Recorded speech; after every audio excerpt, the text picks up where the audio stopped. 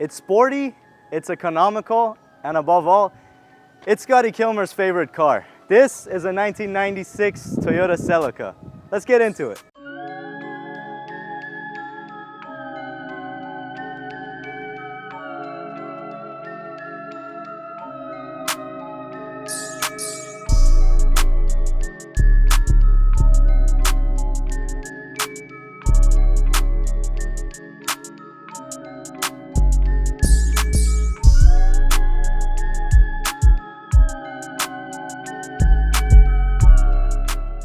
More specifically, this one is a right-hand drive JDM Celica with 88,000 kilometers on it. So it might be one of the cleanest ones driving around.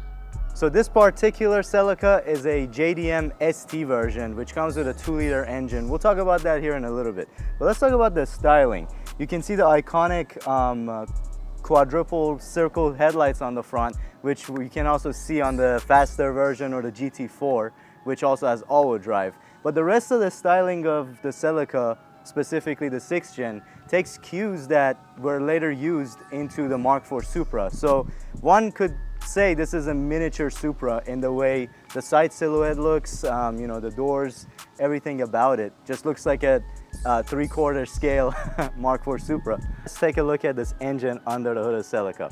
So this is a 2-liter for the Japanese market, dubbed the 3SGE. In the Japanese market, you could also get these cars with a 2-liter turbo in the GT4. This one is the NA. In the American market, however, the difference is they came with a 1.8 and a 2.2. So this engine is a little bit different, but the parts still somewhat fit to it. You can still maintain this car here, no problem.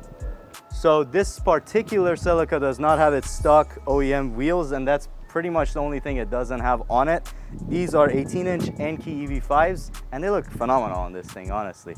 As I was mentioning, the body lines of this car resemble a lot of the Mark IV Supra, but coming down to the back, you get back to this iconic Celica look again, with these tail lights, and of course the main star of the show, this thing is a hatchback. Where did the days that auto manufacturers do cool things like this go?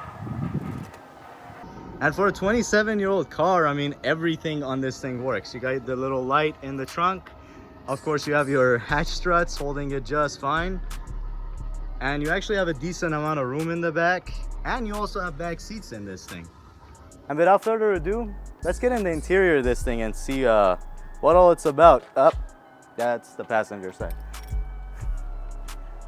Key. All right.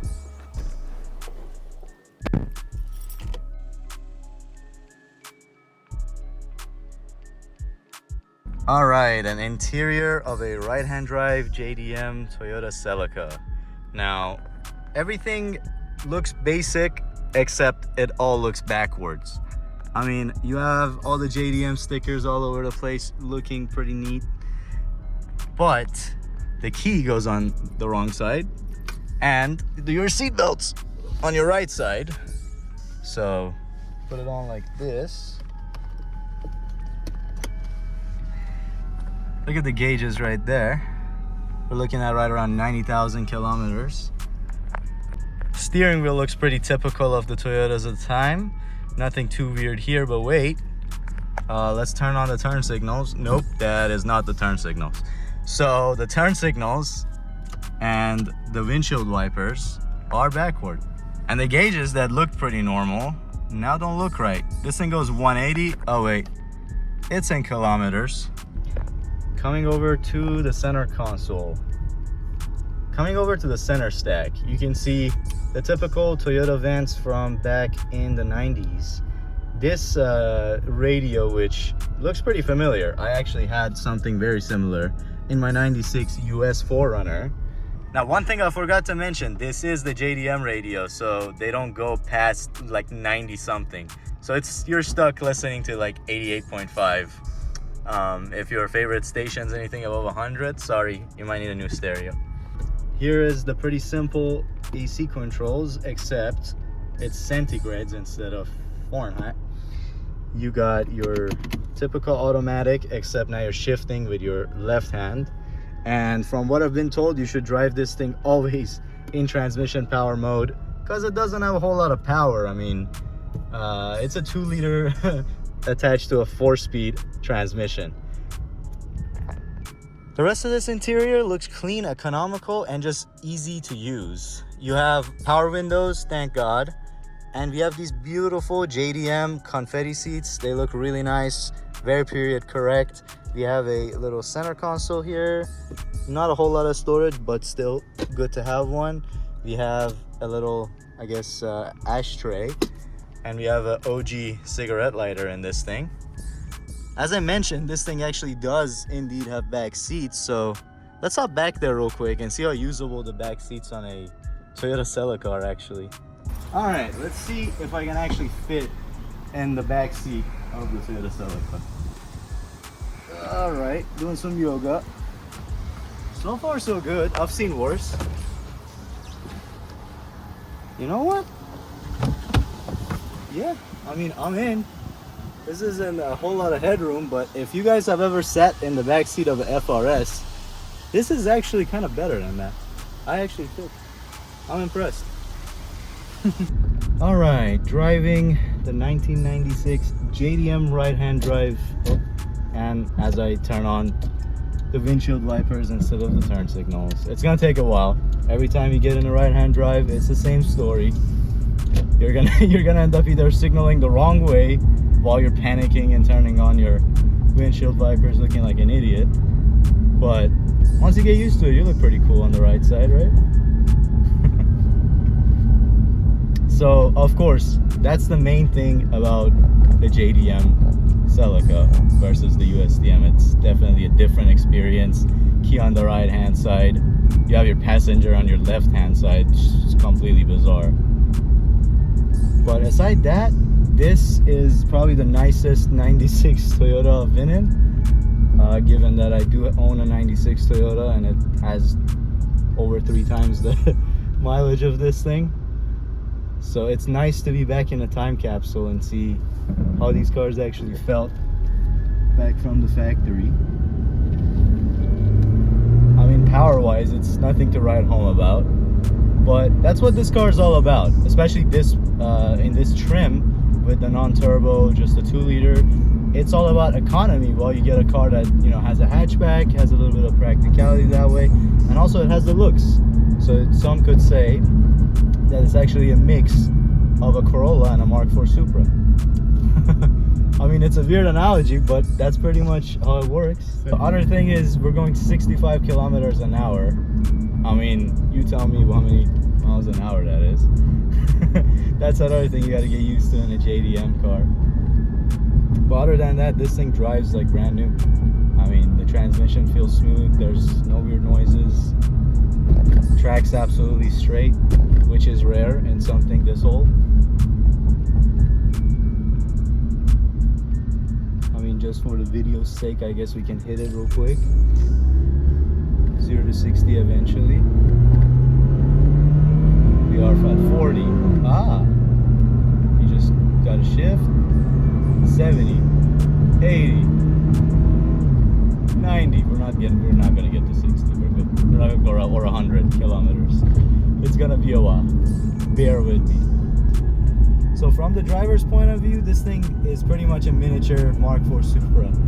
You have the same cockpit design, everything pointed towards the driver. Of course, the gauges are in kilometers, so I'm going 60 right now. You tell me what that is. Aside the gauges, the turn signals, a little bit of that stuff, everything else is just normal. Of course, this thing needs to be 25 years or older. This one is 27 years old to be in the United States, so that's how it was imported from Japan, and that's how you can get some of these cool older cars in much better condition than we have here, with lower mileage or kilometers on the odometer. And honestly, it's a pretty good choice for a daily if you really want something lower mileage and Japanese for your daily. I suggest it, as weird of a concept as it might sound, with the price of new cars nowadays. If you want something reliable and you don't want to spend 30-40 grand on a new car, these JDM cars do pretty well. I have a buddy that also just got a right-hand drive CRV for his daily driver, and he seems to be pretty happy with it also. The value for, you know, how much car you get is actually pretty good. You get pretty good fuel economy out of this 2-liter 4-cylinder. This one is a